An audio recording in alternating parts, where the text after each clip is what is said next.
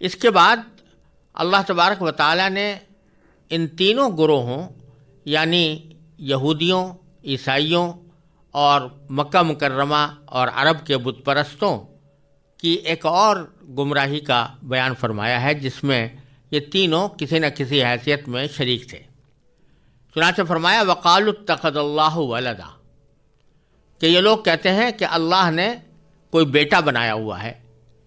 بلکہ اس کا ترجمہ یہ بھی کر سکتے ہیں کہ اللہ نے کوئی اولاد رکھی ہوئی ہے۔ اس میں سے عیسائیوں کے بارے میں تو یہ بات مشہور و معروف ہے کہ وہ حضرت عیسیٰ علیہ السلام کو خدا کا بیٹا مانتے تھے۔ یہودیوں میں بھی ایک فرقہ ایسا تھا کہ جو حضرت عزیر علیہ السلام کو خدا کا بیٹا کہتا تھا، لہذا وہ بھی اس گمراہی میں شریک تھے۔ تیسرے جو عرب کے مشرکین تھے وہ فرشتوں کے بارے میں یہ عقیدہ رکھتے تھے کہ یہ اللہ تعالیٰ کی بیٹیاں ہیں، لہذا تینوں فریق اس بات پر گویا متفق تھے کہ اللہ تعالیٰ کی کوئی اولاد ہے، وہ بیٹا ہو یا بیٹی ہو۔ تو اللہ تبارک و تعالیٰ ان کی تردید کرتے ہوئے فرماتے ہیں کہ یہ بڑی گمراہی کی بات ہے، سبحانہ، حالانکہ اللہ تعالیٰ کی ذات اس قسم کی چیزوں سے بالکل پاک ہے۔ بل لہ ما فی السماوات والارض، بلکہ آسمانوں اور زمین میں جو کچھ ہے اسی کا ہے۔ کل لہ قانتون، سب کے سب اسی کے فرما بردار ہیں۔ مطلب کہنے کا یہ ہے کہ اولاد کی ضرورت اس شخص کو ہوتی ہے جو دوسروں کی مدد کا محتاج ہو، اس واسطے اس کو ضرورت پیش آتی ہے کہ اس کی کوئی اولاد ہو جو اس کی قوت بازو بنے۔ لیکن اللہ تبارک و تعالیٰ تو پوری کائنات کا مالک ہے اور اسے کسی بھی کام میں کسی کی مدد کی ضرورت نہیں، پھر وہ اولاد کا محتاج کیوں ہو؟ اسی طرح اس دلیل کو اگر ذرا منطقی انداز میں بیان کیا جائے تو وہ اس طرح ہوگی کہ اولاد اپنے باپ کا جز ہوتی ہے اور ہر کل اپنے جز کا محتاج ہوتا ہے۔ اللہ تعالیٰ چونکہ ہر احتیاج سے پاک ہے اور آسمان اور زمین کی تمام چیزیں اسی کی ملکیت ہیں، اس لیے اسے کسی جز کی حاجت نہیں، لہذا اس کی طرف اولاد منسوب کرنا اسے محتاج قرار دینے کے مرادف ہے، حالانکہ وہ سارے آسمان و زمین کی تمام چیزوں کا مالک ہے، اس کو کسی کی احتیاج نہیں۔ اور کل لہ قانتون، یعنی آسمان و زمین کی تمام اشیاء اس کی فرما بردار ہیں، یعنی اللہ تبارک و تعالیٰ جس چیز کے بارے میں جو چاہے وہی ہوتا ہے۔ اگر اللہ تبارک و تعالیٰ نے یہ چاہا کہ آسمان روشن ہو تو آسمان روشن ہو جائے، اگر اللہ تبارک و تعالیٰ نے چاہا کہ اس میں ستارے حرکت کریں تو وہ حرکت کر رہے ہیں۔ کسی کی مجال نہیں ہے کہ اللہ تبارک و تعالیٰ کے حکم کی سرتابی کر سکے۔ تو جب ساری کائنات اس کی مطیع اور فرما بردار ہے کہ جس طرح وہ چاہتا ہے کائنات کو چلاتا ہے، تو اس کو اپنی اولاد رکھنے کی کیا ضرورت ہے، یا اولاد کا وہ محتاج کیوں ہو؟ پھر آگے فرمایا کہ بدیع السماوات والارض، یعنی اللہ تبارک و تعالیٰ آسمانوں اور زمین کا موجد ہے۔ یہاں اللہ تبارک و تعالیٰ نے خالق کے بجائے بدیع کا لفظ استعمال فرمایا ہے۔ بدیع اصل میں اس ذات کو کہتے ہیں جو کوئی چیز پہلی بار پیدا کرے، جیسے جس کو ہم اردو میں موجد کہتے ہیں۔ بعد میں اگر کسی نے اس کی نقل اتار لی تو وہ چاہے اس کا بنانے والا کہلائے، لیکن موجد نہیں کہلائے گا، بدیع نہیں کہلائے گا۔ تو اللہ تبارک و تعالیٰ موجد ہے، زمین آسمانوں کا بھی اور زمین کا بھی۔ تو آسمانوں اور زمین کا موجد ہونا یعنی جبکہ کوئی چیز کچھ بھی نہیں تھی، اللہ تبارک و تعالیٰ نے اس وقت پیدا کیا۔ تو جو ذات اس بات کی قدرت رکھتی ہے کہ بالکل عدم سے ایک چیز وجود میں لے آئے، تو وہ کسی اولاد کی محتاج کیسے ہو سکتی ہے؟ دنیا میں اگر کوئی شخص کوئی چیز بناتا ہے تو اس کی کوئی بنیاد پہلے سے موجود ہوتی ہے، اس بنیاد کے بغیر کوئی چیز نہیں بنا سکتا۔ مثلا اگر کسی کو کوئی پھول اگانے ہیں یا پھل اگانے ہیں تو اس کی بنیاد یہ ہے کہ بیج اس کے پاس ہونا چاہیے، بیج ملتا ہے تو اس کے ذریعے وہ پودا بنتا ہے، اس کے ذریعے درخت بنتا ہے۔ اگر کوئی شخص کوئی آلہ بنانا چاہتا ہے تو اس آلے کے لیے بھی جو خام مال ہے اس کو ملنا چاہیے، وہ خام مال کے بغیر نہیں بنا سکتا۔ لیکن اللہ تبارک و تعالیٰ اپنی تخلیق میں کسی بھی چیز کا محتاج نہیں، بلکہ وہ عدم سے ایک چیز کو وجود میں لانے والا ہے۔ اس لیے فرمایا بدیع السماوات والارض واذا قضى امرا فانما يقول له کن فیکون۔ اور جب وہ کسی بات کا فیصلہ کر لیتا ہے تو اس کو اس کے کچھ اسباب حاصل کرنے کی ضرورت نہیں، وہ تو اس کے بارے میں بس اتنا کہتا ہے کہ ہو جا، چنانچہ وہ ہو جاتی ہے۔ کن کے معنی ہو جا، فیکون یعنی وہ ہو جاتی ہے۔ اللہ تبارک و تعالیٰ کے صرف حکم سے ایک چیز عدم سے وجود میں آ جاتی ہے، تو پھر اس کو اولاد کی حاجت کیوں ہو؟ اس کے بعد اللہ تبارک و تعالیٰ نے مشرکین مکہ یا عرب کے بت پرستوں کی ایک بات نقل کی ہے، جو وہ نبی کریم سرور دو عالم صلی اللہ علیہ وسلم کی رسالت کا انکار کرتے ہوئے کہا کرتے تھے۔ تو فرمایا کہ وقال الذین لا یعلمون، وہ لوگ جن کے پاس علم نہیں ہے۔ اور جیسا کہ پچھلی آیتوں میں گزرا ہے کہ اس سے مراد مشرکین عرب ہیں، کیونکہ اللہ تبارک و تعالیٰ ان کو امی فرماتا ہے، یا یہ فرماتا ہے جن کے پاس علم نہیں ہے، کیونکہ وہ کسی آسمانی کتاب کے قائل نہیں تھے، ان کے اوپر براہ راست قرآن سے پہلے کوئی کتاب نہیں اتری تھی۔ اس واسطے اللہ تعالیٰ ان کا ذکر اس طرح فرماتے ہیں کہ وہ لوگ جو علم نہیں رکھتے تھے، وہ یہ کہتے ہیں کہ لولا یکلمنا اللہ،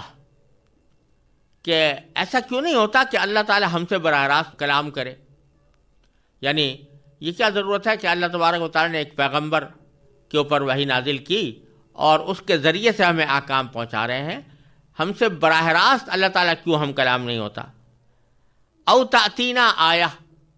یا ہمارے پاس کوئی نشانی براہ راست کیوں نہیں آ جاتی؟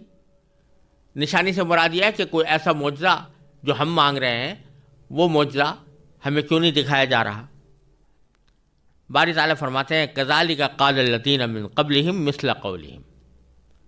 یہ جو لوگ جس طرح کی باتیں کر رہے ہیں یہ ان کی کوئی نئی بات نہیں ہے، اس سے پہلے جو لوگ گزرے ہیں وہ بھی اپنے انبیاء کرام علیہ والسلام سے اس قسم کی باتیں کہتے چلے آئے ہیں۔ تشابہت قلوبہم، ان کے دل ایک جیسے ہیں کہ جو ان کے دل میں خیال آتے تھے وہ ان کے دل میں بھی آتے ہیں۔ قد بینا الآیات لقوم یوقنون، حقیقت یہ ہے کہ جو لوگ یقین کرنا چاہیں ان کے لیے ہم نے نشانیاں پہلے ہی واضح کر دی ہیں۔ مطلب کہنے کا یہ ہے کہ وہ جو یہ کہہ رہے ہیں کہ اللہ تبارک و تعالی ہم سے کیوں کلام نہیں کرتا، تو اس کا جواب یہ ہے کہ اللہ تبارک و تعالیٰ کے کلام کو براہ راست سننے کی ہر ایک شخص کے اندر طاقت نہیں۔ یہ ممکن نہیں ہے کہ جتنے انسان پیدا ہوں ان سے اللہ تعالیٰ براہ راست ہم کلام ہوا کرے۔ ایک تو اس وجہ سے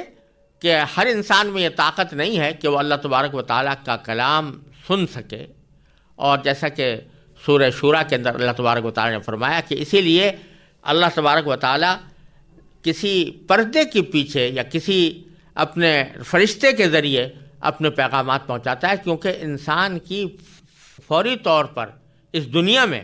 یہ طاقت بہت کم لوگوں کو ہوتی ہے کہ براہ راست اللہ تبارک و تعالیٰ ان سے کلام کرے۔ دوسرے یہ کہ اگر بالفرض اللہ تبارک و تعالیٰ ہر ایک انسان سے کلام کرنے لگے تو پھر یہ ایمان بالمشاہدہ ہوگا، ایمان بالغیب نہیں ہوگا، اور اس سے امتحان کچھ بھی نہیں، کیونکہ ایک شخص جب براہ راست اللہ تبارک و تعالیٰ اس سے ہم کلام ہو رہا ہے تو اس نے خود اپنے آنکھوں سے یا اپنے کانوں سے اللہ تبارک و تعالیٰ کی بات سن لی ہے، تو یہ ایمان بالمشاہدہ ہے۔ حالانکہ قدر و قیمت جو ہے وہ ایمان بالغیب کی ہے، جیسا کہ یؤمنون بالغیب سورہ بقرہ کے شروع میں فرمایا گیا تھا۔ تو اس واسطے یہ مطالبہ کہ ہر انسان سے، ہر آدمی سے اللہ تعالیٰ براہ راست ہم کلام ہو، یہ ایک لغو مطالبہ ہے، اور مقصد تخلیق کائنات سے بے خبری کی دلیل ہے، کیونکہ اس کائنات کو پیدا کرنے کا مقصد انسان کا امتحان کرنا ہے، لہذا اللہ تبارک و تعالیٰ اپنے خاص پیغمبروں پر اپنا کلام نازل فرماتے ہیں، ان کے ذریعے پہنچاتے ہیں۔ اور دوسرا مطالبہ جو تھا کہ اوتاتینا آیا، کہ ہمارے پاس کوئی نشانی آ جائے، یعنی کوئی معجزہ ہمیں براہ راست دکھایا جائے۔ اور معجزے سے ان کی مراد یہ تھی کہ جس قسم کے معجزے ہم مانگ رہے ہیں وہ ہمیں دکھائے جائیں۔ اللہ تبارک و تعالیٰ نے یوں تو بہت سارے معجزے نبی کریم سرور دو عالم صلی اللہ علیہ وسلم کو عطا فرما رکھے تھے، لیکن مشرکین مکہ نت نئے مطالبات کیے جاتے تھے۔ کبھی کہتے تھے کہ آپ ہمیں کوئی فرشتہ نظر آ جائے آپ کے ساتھ، کبھی کہتے تھے کہ ان کے اوپر کوئی خزانہ آسمان سے نازل ہو جائے، کبھی کہتے تھے کہ ان کے یہ کوئی ایسی زمین سے نہر نکال دیں جو اچانک اس میں پانی جاری ہو جائے، جیسا کہ سورہ بنی اسرائیل میں اللہ تبارک و تعالیٰ نے ان مطالبات کی تفصیل بیان فرمائی ہے۔ اللہ تبارک و تعالیٰ فرماتے ہیں کہ انبیاء کرام اس لیے نہیں آتے کہ بس یہ کرشمے دکھایا کریں، انبیاء کرام حق کی بات لے کر آتے ہیں، اور ان کے مناسب جو معجزہ اللہ تعالیٰ چاہتے ہیں وہ ان کے ساتھ بھیجتے ہیں۔ چنانچہ نبی کریم سرور دو عالم صلی اللہ علیہ وسلم کے پاس بھی اللہ تعالیٰ نے بہت سے معجزے نازل فرمائے، جن میں سب سے بڑا معجزہ قرآن کریم تھا، کہ جیسا پیچھے گزر چکا ہے سورہ بقرہ کے اندر ہی، کہ اللہ تعالیٰ نے چیلنج دیا تھا کہ اس کلام کی کوئی نظیر لے کر آؤ، ساری دنیا کے لوگوں کو جمع کر لو، اور انسانوں جنات سب کو جمع کر لو، اور اس کی کوئی نظیر پیش کر کے دکھاؤ، لیکن کوئی دکھا نہ سکا۔ تو یہ معجزہ قرآن کریم کا معجزہ کوئی معمولی معجزہ نہیں تھا، یہ آ چکا ہے تمہارے پاس۔ اور پھر نبی کریم سرور دو عالم صلی اللہ علیہ وسلم کے اور معجزات بھی ان کے سامنے آ چکے تھے، لیکن یہاں ان کا مطالبہ یہ تھا کہ جو معجزہ ہم مانگیں وہ دکھائیں، جو کرشمہ ہم مانگیں اس کا مظاہرہ کریں۔ تو اللہ تعالیٰ فرماتے ہیں قد بین الآیات لقوم یوقنون، جو لوگ یقین رکھتے ہیں یا یقین کرنا چاہیں ان کے لیے ہم نشانیاں پہلے ہی واضح کر چکے ہیں۔ اور یہ کسی رسول کا کام نہیں ہے کہ جو کوئی بھی شخص آ کر اس سے کوئی مطالبہ کر لے کہ فلاں معجزہ دکھاؤ تو وہ معجزہ ہی دکھاتا رہے۔ اب اللہ تبارک و تعالیٰ نبی کریم سرور دو عالم صلی اللہ علیہ وسلم کو تسلی عطا فرماتے ہیں کہ آپ لوگ ان لوگوں کی لغو اور بیہودہ باتوں سے متاثر نہ ہوں اور اس پر غم نہ کریں۔ انا ارسلناک بالحق بشیرا و نذیرا، ہم نے آپ کو حق دے کر اس طرح بھیجا ہے کہ آپ لوگوں کے لیے خوشخبری دینے والے ہیں۔ مبشرن کے معنی، بشیرن کے معنی خوشخبری دینے والے، اور نذیر ہیں یعنی آگاہ کرنے والے، خبردار کرنے والے، ڈرانے والے۔ یعنی خوشخبری دینے والے ہیں اہل ایمان کو اور نیک عمل کرنے والوں کو کہ ان کے لیے جنت کی نعمتیں تیار ہیں، اور آگاہ کرنے والے اور خبردار کرنے والے یا ڈرانے والے ہیں ان لوگوں کو جو ایمان نہیں لاتے اور برے کاموں کے اندر مبتلا ہیں، تو ان کو ڈرانے کے لیے ہم نے بھیجا ہے آپ کو۔ آپ کا فریضہ اپنی بات پہنچانے کے اوپر ختم ہو جاتا ہے۔ وَلَا تُسْأَلُ عَنْ أَصْحَابِ الْجَحِيمِ، اور جو لوگ جہنم اختیار کر چکے ہیں، جہنم والے ہیں، ان کے بارے میں آپ سے کوئی باز پرس نہیں ہوگی۔ یعنی آخرت میں آپ سے نہیں یہ سوال ہوگا یا مواخذہ ہوگا یا اس بات پر گرفت ہوگی کہ یہ لوگ ایمان کیوں نہیں لائے تھے اور ان کو دوزخ میں کیسے جانا پڑا۔ آپ ان کے ذمہ دار نہیں ہیں اور ان کے بارے میں کوئی جواب دہی آپ کو کرنی نہیں پڑے گی۔ آپ اپنے کام کیے جائیں، اور وہ یہ کہ تبلیغ اور رسالت کا فریضہ انجام دیں۔ جس بات کے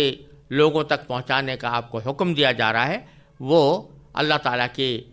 حکم کے مطابق لوگوں تک پہنچاتے رہیں، اور اس فکر میں نہ پڑیں کہ یہ لوگ ایمان کیوں نہیں لا رہے۔ وَلَن تَرْضَىٰ عَنْكَ الْيَهُودُ وَلَا النَّصَارَىٰ حَتَّىٰ تَتَّبِعَ مِلَّتَهُمْ، یہ خوب سمجھ لیجئے کہ یہودی اور نصرانی لوگ تم سے اس وقت تک ہرگز راضی نہیں ہوں گے جب تک تم ان کے مذہب کی پیروی نہیں کرو گے۔ یعنی اگر آپ یہ چاہیں کہ یہودی اور نصرانی کو ہم سے اس طرح خوش کر لیں کہ وہ ہماری ہر معاملے میں خیرخواہی کریں، ہم سے ہر معاملے میں دوستی کریں، ہم سے ہر معاملے میں محبت کریں، ہم پر کوئی اعتراض نہ کریں، ہم سے کوئی بیہودہ سوال نہ کرے، تو یہ نہیں ہو سکتا، اس واسطے کہ جب تک آپ ان کی ملت کی یعنی ان کے دین کی اتباع نہیں کر لیں گے، یہ مکمل طور سے آپ سے راضی نہیں ہو سکتے۔ آپ کہہ دیجئے قل ان ھدی اللہ ھو الھدی، آپ ان سے بتا دیجئے کہ ہدایت تو اللہ ہی کی ہدایت ہے، جو اللہ تعالیٰ جب عطا فرماتے ہیں تو وہی ہدایت کا راستہ ہے، میں کبھی اس کو چھوڑ کر تمہارے دین کی اتباع نہیں کر سکتا۔ اور پھر اللہ تعالیٰ فرماتے ہیں وَلَئِنِ اتَّبَعْتَ أَهْوَاءَهُمْ بَعْدَ الَّذِي جَاءَكَ مِنَ الْعِلْمِ مَا لَكَ مِنَ اللَّهِ مِنْ وَلِيٍّ وَلَا نَصِيرٍ، اور تمہارے پاس وحی کے ذریعے جو علم آ گیا ہے، اگر کہیں تم نے اس کے بعد بھی ان لوگوں کی خواہشات کی پیروی کر لی تو تمہیں اللہ سے بچانے کے لیے نہ کوئی حمایتی ملے گا نہ کوئی مددگار۔ یہ بظاہر خطاب تو نبی کریم سرور دو عالم صلی اللہ علیہ وسلم سے ہے، لیکن ظاہر بات ہے کہ نبی کریم سرور دو عالم صلی اللہ علیہ وسلم کے بارے میں یہ تصور ہی نہیں کیا جا سکتا کہ وہ اپنے خواہشات کی پیروی میں یہودیوں یا نصرانیوں کی اتباع شروع کر دیں اور ان کا کہنا مان لیں یا کسی بھی غلط بات کو تسلیم کر لیں، وہ آپ کے بارے میں تصور ہو ہی نہیں سکتا تھا۔ لیکن اللہ تبارک و تعالیٰ نے آپ سے خطاب کر کے کہ اگر بفرض محال اگر آپ نے بھی خواہشات کی پیروی کر لی تو اللہ تعالیٰ سے بچانے کے لیے آپ کو کوئی حمایتی بھی نہیں ملے گا، کوئی مددگار بھی نہیں ملے گا۔ خطاب تو حضور اقدس صلی اللہ علیہ وسلم سے ہے، لیکن سنانا پوری دنیا کو ہے کہ اگر تم اللہ کے احکام کے بجائے اپنے خواہشات کے پیچھے چلو گے اور اللہ تعالیٰ کی نافرمانیاں کرتے رہو گے تو خوب سمجھ لو کہ تمہیں کوئی بچائے گا نہیں، اللہ تبارک و تعالیٰ کے عذاب سے کوئی بچانے والا نہیں ہوگا۔ لہٰذا اللہ کے احکام کی پابندی کرو اور خواہشات نفس کی اتباع میں اللہ تعالیٰ کی نافرمانیاں جو کر رہے ہو اس سے باز آ جاؤ۔